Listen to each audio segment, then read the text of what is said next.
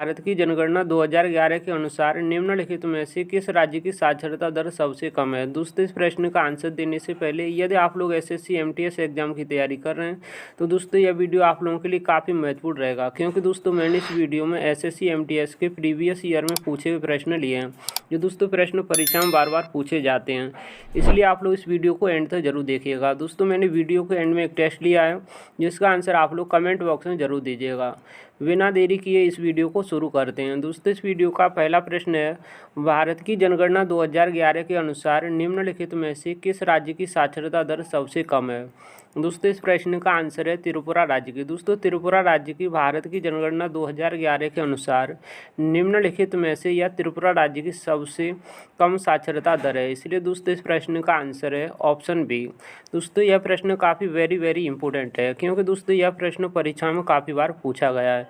इसलिए आप लोग इस प्रश्न को अच्छे से याद कर लीजिएगा।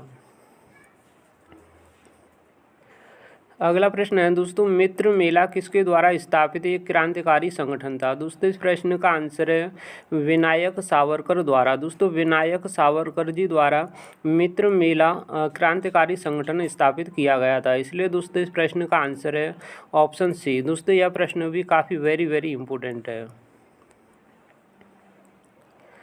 अगला प्रश्न है दोस्तों, बंगाल के निम्नलिखित स्वतंत्रता सेनानी वकीलों में से किसे देशबंधु के नाम से भी जाना जाता है। दोस्तों, इस प्रश्न का आंसर है चित्तरंजन दास को। दोस्तों, चित्तरंजन दास को बंगाल के यह स्वतंत्रता सेनानी देशबंधु को चित्तरंजन दास के नाम से भी जाना जाता है। इसलिए दोस्तों इस प्रश्न का आंसर है ऑप्शन डी। दोस्तों, यकीन मानिए मैंने इस वीडियो में एक प्रश्न चुन कर लिया है, जो दोस्तों प्रश्न परीक्षा में बार बार पूछे जाते हैं। इसलिए आप लोग इस वीडियो को एंड तक जरूर देखते रहिएगा। अगला प्रश्न है दोस्तों, निम्नलिखित में से किस राज्य में दिन और रात के तापमान में लगभग कोई अंतर नहीं होता है। दोस्तों, इस प्रश्न का आंसर है केरल राज्य। दोस्तों, केरल राज्य में दिन और रात के तापमान में कोई भी अंतर नहीं रहता है। इसलिए दोस्तों इस प्रश्न का आंसर है ऑप्शन बी। अगला प्रश्न है दोस्तों, भारत के संविधान के अनुच्छेद 29 और 30 किससे संबंधित हैं। दोस्तों, इस प्रश्न का आंसर है सांस्कृतिक एवं शैक्षणिक अधिकार से। दोस्तों, भारत के संविधान के अनुच्छेद 29 और 30 यह सांस्कृतिक एवं शैक्षणिक अधिकार से संबंधित हैं। इसलिए दोस्तों इस प्रश्न का आंसर है ऑप्शन ए। दोस्तों, यह प्रश्न काफ़ी वेरी इंपॉर्टेंट है, क्योंकि दोस्तों यह अनुच्छेद से संबंधित है। और दोस्तों अनुच्छेद से संबंधित कोई भी एग्जाम हो, परीक्षा में हर एक शिफ्ट में 1 से 2 प्रश्न जरूर पूछे जाते हैं। इसलिए दोस्तों मैंने अनुच्छेद से संबंधित एक वीडियो अपलोड कर दिया है, जाकर आप लोग मेरे चैनल पर इस वीडियो को देख लीजिएगा, जिससे आप लोगों को अनुच्छेद से संबंधित सभी महत्वपूर्ण प्रश्न अच्छे से याद हो जाएंगे। अगला प्रश्न है दोस्तों, वसुंधरा दौरा स्वामी किस नृत्य शैली से जुड़े हुए हैं। दोस्तों, इस प्रश्न का आंसर है भरतनाट्यम से। दोस्तों, वसुंधरा दौरा स्वामी यह भरतनाट्यम से जुड़े हैं। इसलिए दोस्तों इस प्रश्न का आंसर है ऑप्शन डी। अगला प्रश्न है दोस्तों, नृत्यांगना पद्मा सुब्रमण्यम, अलारमेल वल्ली, यामिनी कृष्णमूर्ति और अनीता रत्नम किसकी महान प्रतिपादक हैं। दोस्तों, इस प्रश्न का आंसर है भरतनाट्यम की। दोस्तों, नृत्यांगना पद्मा सुब्रमण्यम, अलारमेल वल्ली, यामिनी कृष्णमूर्ति और अनीता रत्नम यह भरतनाट्यम की एक महान प्रतिपादक हैं। इसलिए दोस्तों इस प्रश्न का आंसर है ऑप्शन ए। दोस्तों, यह प्रश्न भी काफ़ी वेरी इंपॉर्टेंट है। अगला प्रश्न है दोस्तों, प्रसिद्ध बृहदेश्वर मंदिर किस राज्य में स्थित है। दोस्तों, इस प्रश्न का आंसर है तमिलनाडु में। दोस्तों, बृहदेश्वर मंदिर यह तमिलनाडु राज्य में स्थित है। इसलिए दोस्तों इस प्रश्न का आंसर है ऑप्शन सी। दोस्तों, यह प्रश्न भी काफ़ी बार रिपीट हुआ है, इसलिए आप लोग इस प्रश्न को भी अच्छे से याद कर लीजिएगा। अगला प्रश्न है दोस्तों, किस राज्य का नुआखाई त्यौहार गणेश चतुर्थी के अगले दिन भाद्रव के चंद्र पखवाड़े की पंचमी तिथि को मनाया जाता है। दोस्तों, इस प्रश्न का आंसर है ओडिशा राज्य में। दोस्तों, नुआखाई त्यौहार यह ओडिशा राज्य में मनाया जाता है। इसलिए दोस्तों इस प्रश्न का आंसर है ऑप्शन ए। दोस्तों, यकीन मानिए मैंने इस वीडियो में सभी प्रश्नों को चुन कर लिया है, जो दोस्तों प्रश्न बार बार एग्जाम में पूछे जाते हैं। इसलिए दोस्तों आप लोग इस वीडियो को एंड तक जरूर देखते रहिएगा। अगला प्रश्न है स्टेडियम में ओडीआई क्रिकेट विश्व कप का फाइनल मैच खेला गया था। दोस्तों, इस प्रश्न का आंसर है वानखेड़े स्टेडियम में। दोस्तों, 2021 में ओडीआई क्रिकेट विश्व कप यह वानखेड़े स्टेडियम में खेला गया था। इसलिए दोस्तों इस प्रश्न का आंसर है ऑप्शन बी। अगला प्रश्न है दोस्तों, आईसीसी 2023 ओडीआई क्रिकेट विश्व कप की मेजबानी किस देश में हुई? दोस्तों इस प्रश्न का आंसर है भारत में। दोस्तों आईसीसी 2023 ओडीआई क्रिकेट विश्व कप की मेजबानी यह अपने देश भारत में हुई थी, इसलिए दोस्तों इस प्रश्न का आंसर है ऑप्शन सी। दोस्तों यह प्रश्न भी काफ़ी वेरी इंपॉर्टेंट है, क्योंकि दोस्तों इस प्रकार के प्रश्न परीक्षा में अक्सर पूछे जाते हैं, इसलिए आप लोग इस प्रश्न को भी याद कर लीजिएगा। अगला प्रश्न है दोस्तों, भारतीय शास्त्रीय गायक पंडित जसराज का संबंध निम्नलिखित में से किस संगीत घराने से है? दोस्तों इस प्रश्न का आंसर है मेवाती घराने से। दोस्तों भारतीय शास्त्रीय गायक पंडित जसराज का संबंध मेवाती घराने से है, इसलिए दोस्तों इस प्रश्न का आंसर है ऑप्शन सी। अगला प्रश्न है दोस्तों, भारत के संविधान के अनुच्छेद 129 के बारे में निम्नलिखित में से कौन सा कथन सही है? दोस्तों इस प्रश्न का आंसर है यह सर्वोच्च न्यायालय को अभिलेख न्यायालय होने का प्रावधान करता है, इसलिए दोस्तों इस प्रश्न का आंसर है ऑप्शन सी। अगला प्रश्न है दोस्तों, रॉबर्ट हुक ने कोशिका शब्द का प्रयोग किस वर्ष किया था? दोस्तों इस प्रश्न का आंसर है 1665 ईस्वी में। दोस्तों रॉबर्ट हुक ने कोशिका शब्द का प्रयोग सर्वप्रथम 1665 ईस्वी में किया था, इसलिए दोस्तों इस प्रश्न का आंसर है ऑप्शन डी। दोस्तों यह प्रश्न भी काफ़ी वेरी इंपॉर्टेंट है, क्योंकि दोस्तों यह प्रश्न परीक्षा में काफ़ी बार रिपीट हुआ है, इसलिए आप लोग इस प्रश्न को अच्छे से रट लीजिएगा। दोस्तों यकीन मानिए एक वीडियो बनाने में मुझे काफ़ी मेहनत लगती है, इसलिए दोस्तों मैंने इस वीडियो में 1000 लाइक और 1000 कमेंट का टारगेट रखा है, जिसे आप लोग पूरा करने में मेरी पूरी सहायता करेंगे।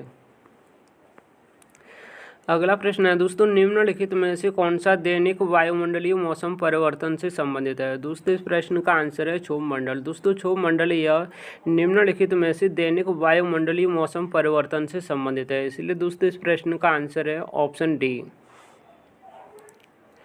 अगला प्रश्न है दोस्तों, सचिन तेंदुलकर की आत्मकथा है। दोस्तों इस प्रश्न का आंसर है प्लेइंग इट माई वे। दोस्तों प्लेइंग इट माई वे यह सचिन तेंदुलकर की आत्मकथा है, इसलिए दोस्तों इस प्रश्न का आंसर है ऑप्शन डी। अगला प्रश्न है दोस्तों, पंडित भजन सोपोरी जिनका वर्ष 2022 में निधन हो गया, किस संगीत वाद्य यंत्र के प्रसिद्ध वादक थे? दोस्तों इस प्रश्न का आंसर है संतूर वादक। दोस्तों पंडित भजन सोपोरी जिनका वर्ष 2022 में निधन हो गया, यह एक संतूर वादक थे, इसलिए दोस्तों इस प्रश्न का आंसर है ऑप्शन बी।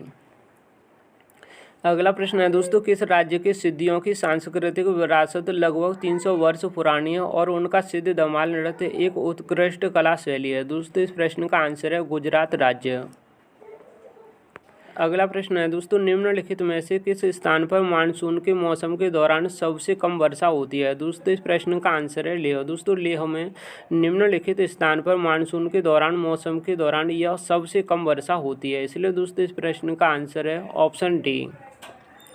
अगला प्रश्न है दोस्तों, निम्नलिखित में से कौन सा मौलिक कर्तव्यों के अंतर्गत नहीं आता है? दोस्तों इस प्रश्न का आंसर है कर का भुगतान करना। दोस्तों कर का भुगतान करना यह निम्नलिखित में से मौलिक कर्तव्यों के अंतर्गत नहीं आता है, इसलिए दोस्तों इस प्रश्न का आंसर है ऑप्शन डी।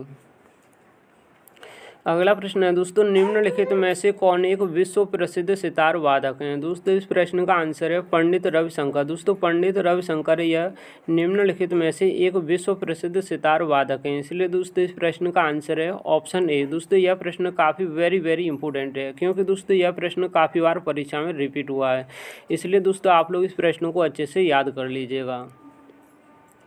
अगला प्रश्न है दोस्तों, बेटारी मंदिर किस राज्य में स्थित है? दोस्तों इस प्रश्न का आंसर है उत्तर प्रदेश राज्य में। दोस्तों बेटारी मंदिर यह उत्तर प्रदेश राज्य में स्थित है, इसलिए इस प्रश्न का आंसर है ऑप्शन बी। दोस्तों परीक्षा में अक्सर मंदिरों से संबंधित प्रश्न काफ़ी पूछे जाते हैं, इसलिए दोस्तों आप लोग मंदिरों से संबंधित जो भी प्रश्न बनते हैं आप लोग उन सभी प्रश्नों को अच्छे से याद कर लीजिएगा।